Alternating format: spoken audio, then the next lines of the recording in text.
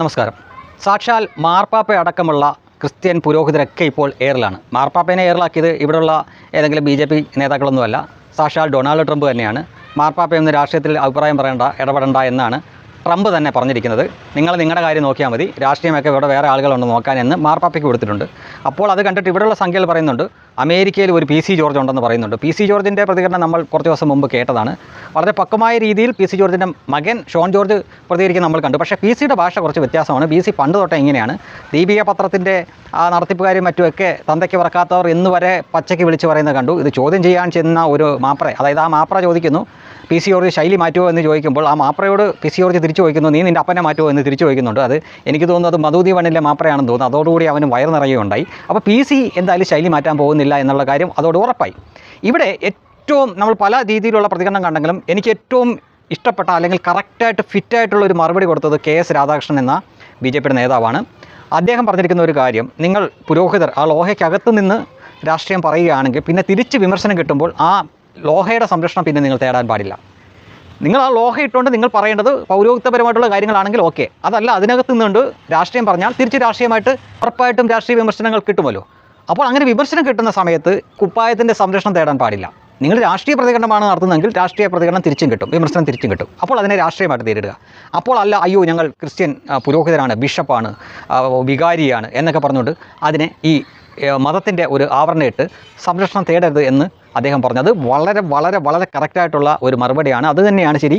അതായത് ഒന്നുകിൽ നിങ്ങൾ പള്ളിയുടെ കാര്യങ്ങൾ നോക്കുക, വിശ്വാസികളുടെ കാര്യം നോക്കുക, രാഷ്ട്രീയത്തിൽ ഇടപെടാതിരിക്കുക. രാഷ്ട്രീയത്തിൽ ഇനി ഇടപെട്ടേ മതിയാവൂ എന്ന് കരുതി ഇടപെട്ടാൽ തിരിച്ച് വിമർശനം കിട്ടും. അപ്പോൾ അയ്യോ ഞാൻ പുരോഹിതനാണ്, എന്നെ അങ്ങനെ പറഞ്ഞാൽ യേശുവിന് നോവുന്ന പോലെയാണ്, അല്ലെങ്കിൽ സഭയ്ക്ക് നോവുന്ന പോലെയാണ്, വിശ്വാസികളെ നോവുന്നതാണ് എന്ന തരത്തിൽ സംരക്ഷണം തേടാൻ പാടില്ല എന്നാണ് KS രാധാകൃഷ്ണൻ പറഞ്ഞത്.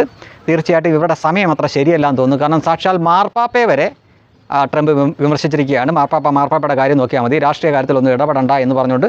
ട്രംപിൻ്റെ ശൈലി അറിയാമല്ലോ, അത് ഉപദേശമൊന്നുമല്ല, ഭീഷണി രീതിയിലാണ് പറഞ്ഞിരിക്കുന്നത്. മാർപ്പാപ്പ പോയി പണം നോക്ക്, രാഷ്ട്രീയം ഞങ്ങൾ നോക്കിക്കോളാം, മാർപ്പാപ്പ വിശ്വാസികളുടെ കാര്യം നോക്കിയാൽ മതി എന്ന് ഏറ്റവും വലിയ ആളെ തന്നെ പറഞ്ഞിരിക്കുകയാണ്. അപ്പോൾ പിന്നെ ഇവിടെ കിടക്കുന്ന ഈ ചെറിയ ആളുകളൊക്കെ ഒരുപാട് മസിൽ പിടിക്കാതിരിക്കുകയാണ് നല്ലത്. നിങ്ങൾ രാഷ്ട്രീയത്തിൽ നിങ്ങൾ വിമർശനം കൊണ്ടുവരിക, അഭിപ്രായം കൊണ്ടുവരിക, അല്ലെങ്കിൽ ഇന്നവർക്ക് വോട്ട് ചെയ്യണം എന്നൊക്കെ പറഞ്ഞു വന്നാൽ അത് പുറത്തിറങ്ങിയാൽ അതേ അളവിലോ അതിൻ്റെ ഇരട്ടിയിലോ തിരിച്ച് കിട്ടും. അപ്പോൾ കിടന്ന് കീറ്റരുത്. അപ്പോൾ അയ്യോ ഞാൻ ലോഹ ഇട്ടിരിക്കുന്ന ആളാണ്, ഞാനൊരു സഭയുടെ തലവനാണ്, അല്ലെങ്കിൽ യേശുവിൻ്റെ പ്രതിനിധിയാണ് ഞാൻ എന്ന രീതിയിലുള്ള സംരക്ഷണം ഒന്നും തേടാൻ പാടില്ല എന്നാണ് KS രാധാകൃഷ്ണൻ പറഞ്ഞത്. അദ്ദേഹം വളരെ അറിവുള്ള മനുഷ്യനാണ്.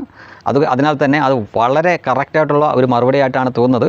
മാർപ്പാപ്പയ്ക്ക് പോലും ആ മറുപടി തന്നെയാണ് വേണ്ടത്. അത് മറ്റൊരു രീതിയിൽ ട്രംപ് പറഞ്ഞു കഴിഞ്ഞു. അതിനാൽ നിങ്ങളുടെ ടൈം അത്ര ശരിയല്ല എന്ന് മാത്രമേ പറയാനുള്ളൂ. കാരണം സോഷ്യൽ മീഡിയയിലെ പ്രതികരണമൊക്കെ കണ്ടു കഴിഞ്ഞാൽ ക്രിസ്ത്യൻ വിശ്വാസികളായിട്ടുള്ള ഒരു നല്ല ശതമാനം ആളുകളും ഈ FCRAക്ക് എന്താണ് പ്രശ്നം, ഇതിൻ്റെ കണക്ക് ഇവർ കൊടുത്താൽ എന്താണ് കുഴപ്പം, ഇവന്മാർ വാങ്ങുന്ന കാശിന് ഞങ്ങൾക്കൊരു ഗുണവുമില്ല, നല്ല പച്ചയ്ക്ക് പറയുന്നവരുണ്ട്. ഇവിടുത്തെ ക്രിസ്ത്യാനികളുടെ പാവപ്പെട്ടവർക്ക് ഇതൊരു ഗുണമില്ല, നിങ്ങൾ ഈ കാശ് എന്ത് ചെയ്യുന്നു, എന്തുകൊണ്ട് അതിന് കണക്ക് കൊടുക്കുന്നില്ല എന്ന് ചോദിക്കുന്ന അനവധി ക്രിസ്ത്യൻ നാമധാരികളെ നമുക്ക് ഫേസ്ബുക്ക് കാണാം. മുൻപത്തെ പോലെയൊന്നുമല്ല. മുമ്പ് അവർ പറയുന്ന എന്തും വേദവാക്യമായിരുന്നു. അവർ ശരി പറഞ്ഞാലും തെറ്റ് പറഞ്ഞാലും 99% ആളുകളും വിശ്വാസികളും അവരുടെ കൂടെ നിൽക്കുമായിരുന്നു.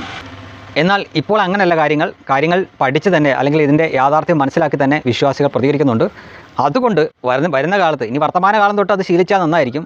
വരും കാലത്ത്, ഭാവി കാലത്ത് അധികം രാഷ്ട്രീയത്തിൽ ഒന്നും ഈ വെള്ള കുപ്പായക്കാരോ അല്ലെങ്കിൽ ചുമല കുപ്പായക്കാരോ ഒന്നും ഇടപെടാതിരിക്കുകയായിരിക്കും നല്ലത്. കാരണം നിങ്ങൾ ഇന്ന ആൾക്ക് വോട്ട് ചെയ്യണം എന്ന് പറഞ്ഞുകൊണ്ട് ഏതെങ്കിലും സെമിനാരിയിലേക്കോ മഠത്തിലേക്കൊക്കെ ഒരു സന്ദേശം കൊടുത്താൽ അവിടെ നിങ്ങൾ ഉദ്ദേശിക്കുന്ന ആ രാഷ്ട്രീയ പാർട്ടിക്ക് മാത്രം വോട്ട് ചെയ്യുന്ന ആളുകളല്ല ഉള്ളത്, മറ്റ് രാഷ്ട്രീയ പാർട്ടിയിലുള്ളവരും അവിടെ കാണും. അവർ വഴി ഈ വിവരം പുറത്തറിയും.